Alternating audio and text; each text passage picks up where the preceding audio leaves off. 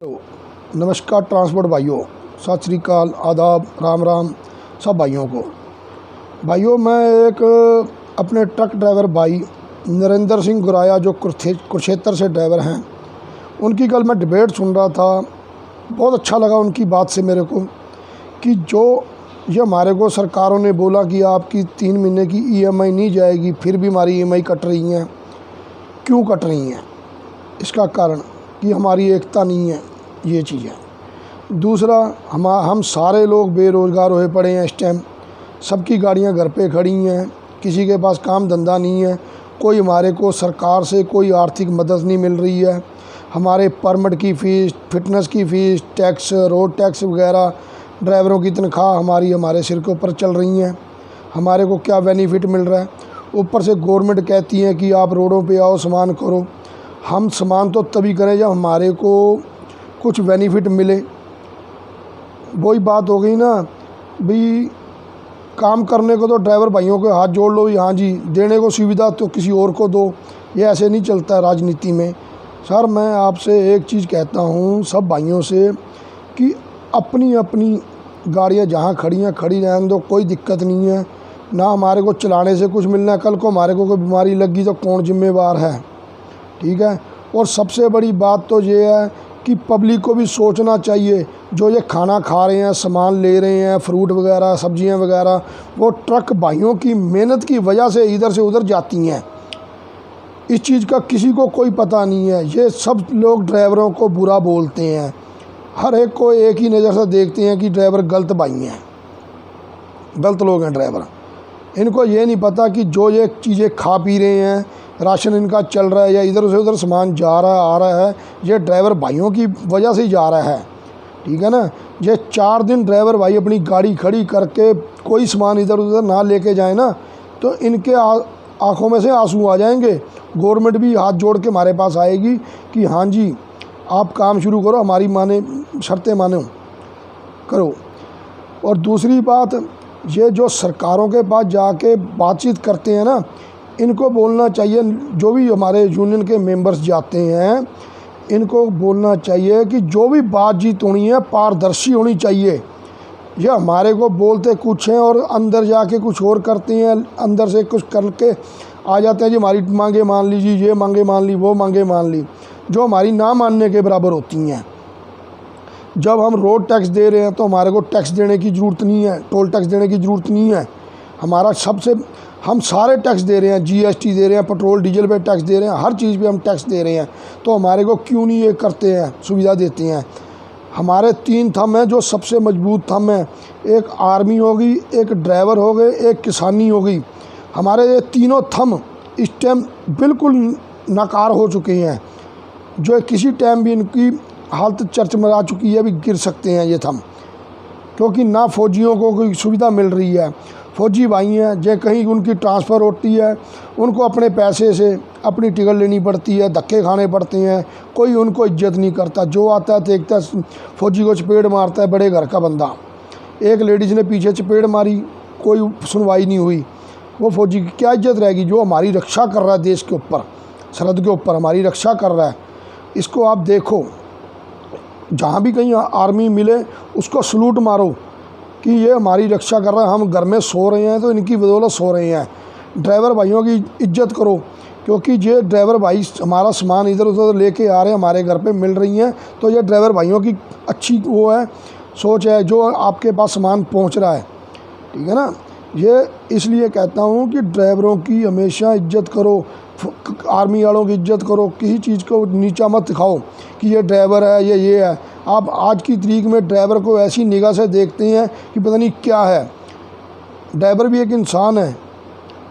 आप ज़रा सोच के देखो, जो आपके घर में 4 दिन कोई राशन नहीं ना पहुंचेगा, उस दिन आपको पता लगेगा कि आपका क्या हाल होता है। आपके बच्चों को स्कूल भी ड्राइवर लेके जाता है, आपके घर वालों को घर जो भी जाते हो आप ड्राइवर के साथ ही जाते हो, किसी और अपने आप नहीं गाड़ी लेके जाते। ये ड्राइवर की है जो आपकी पूरी वो करता है, फिर भी आपको सामान देता है ड्राइवर। इसलिए ड्राइवर भाइयों की इज्जत करो, सबसे बड़ी बात ये मैं कहता हूँ आपको। तीसरा, किसानी हमारी आज रुल रही है बिल्कुल, और हमारे देश के मंत्री ऐसे हैं जो कोई बोलने को राज़ी नहीं है इस चीज़ के बारे में।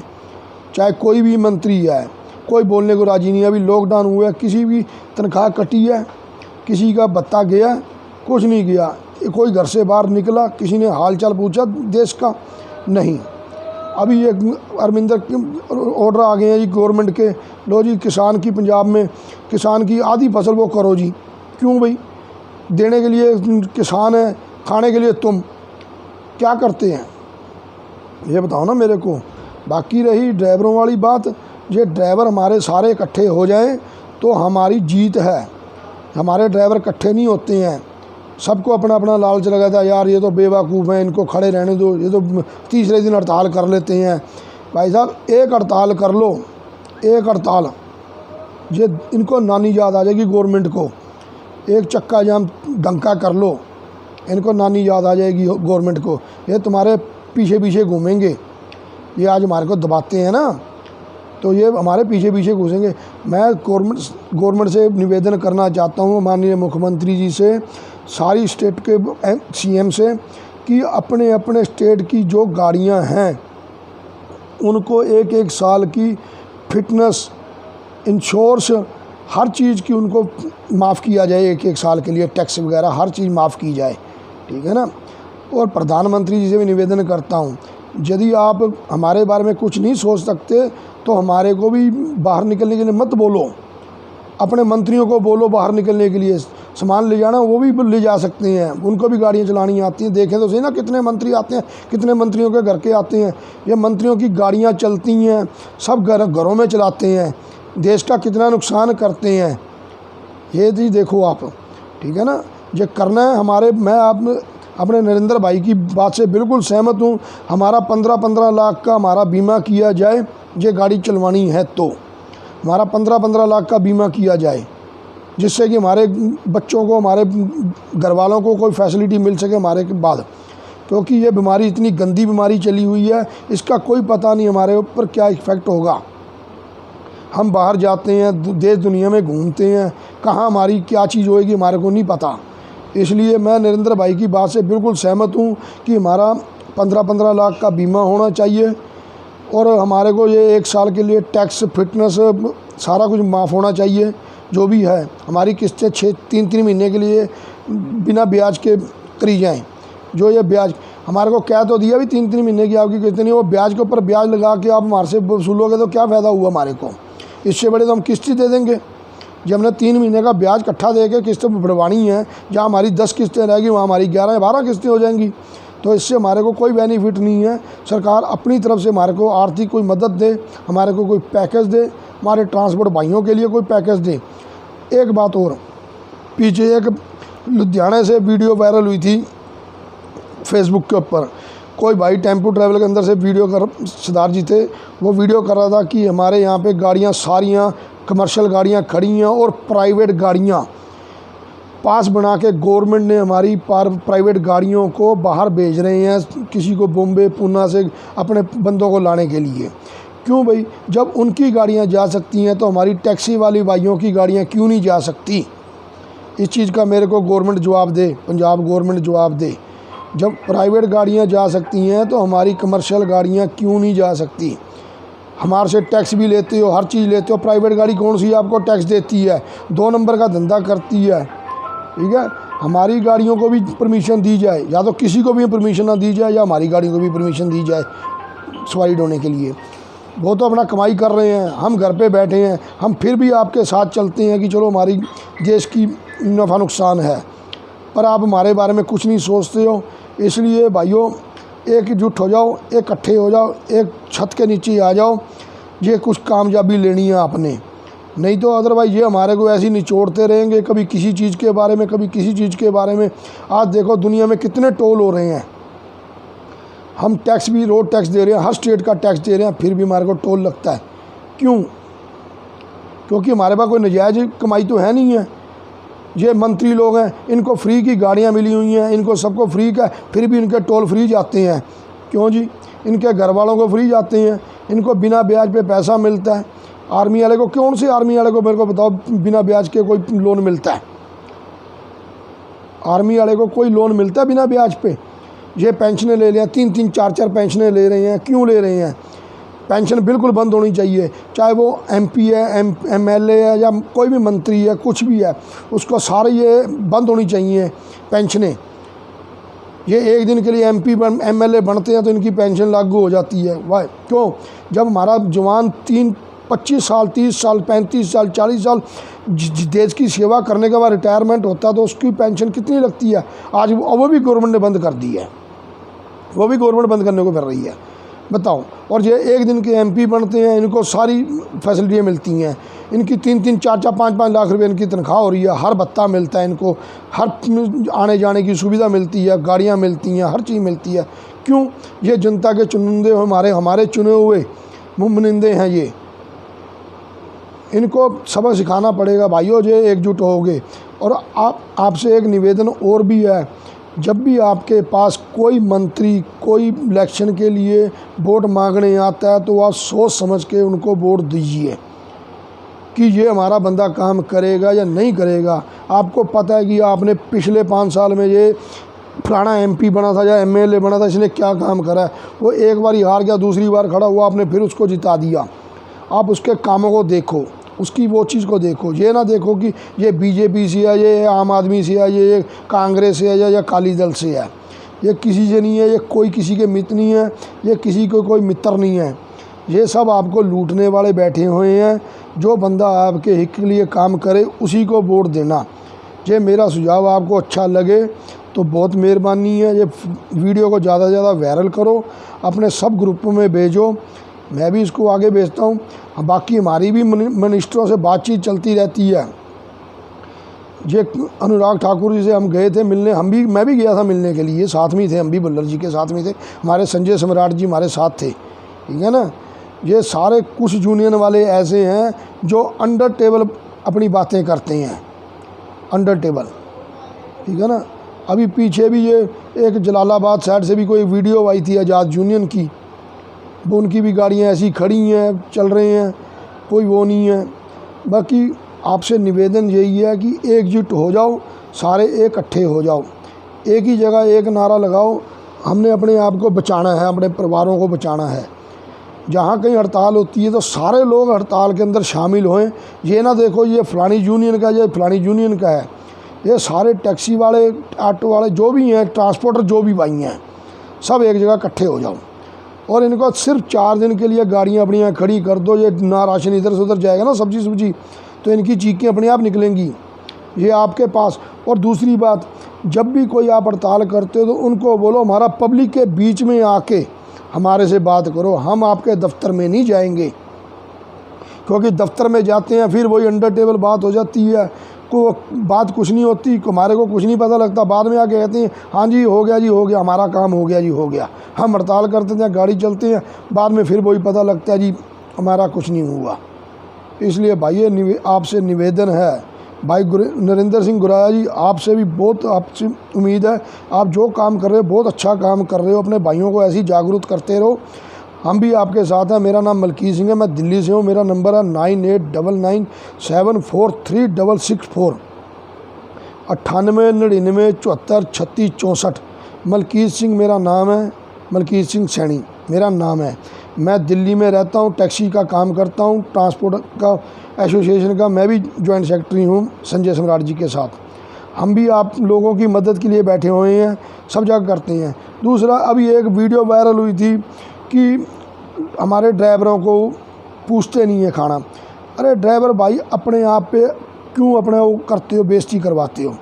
100 रुपये के पीछे आप ढाबे के ऊपर रुक जाते हो, फिर बाद में वही उनके ढाबे चलने लग जाते हैं तो वही आपको जूता परेड करते हैं। तो फिर आप वीडियो वायरल करते हो जी हमारे को इस अमरीका वाले ने मारा, हमारे को इस फलाने ने मारा, हमारे को उसने मारा, हमारे को उसने मारा। ये आप क्यों करते हो? 100 रुपया 100 रुपये से आपका कोई महल नहीं बड़ा हो जाना या कोई आपका महल गिर जाना उसका। इसलिए मैं आपसे निवेदन करता हूँ कि जहाँ सवारी कहे वहीं पे रोको। अपने 100 रुपये के लालच के लिए अपनी बेइज्जती मत करवाओ, अपनी बेइज्जती मत करवाओ। आपसे निवेदन है टैक्सी वाले भाइयों से कि अपने आप को संभालो, ये ज़्यादा मत करो, इनको मुँह मत लगाओ। ठीक है, जहाँ सवारी कहती है वहाँ रोको। आपका मन करता है आपने अमरीक पे रोकनी है, अमरीक पे रोको, 70 माइल पे रोकनी है, 70 माइल पे रोको, सितारा पे रोकनी है, सितारा पे रोको, पर उनसे पैसों की डिमांड मत करो। वो जब तुम्हारे को पैसा देते हैं तो तुम्हारे को समझते हैं कुत्ते को हम खाना खिला रहे हैं, हमारी औकात कुत्तों की जैसी उन्होंने कर रखी है। ये आप चीज़ सोचो इस चीज़ को।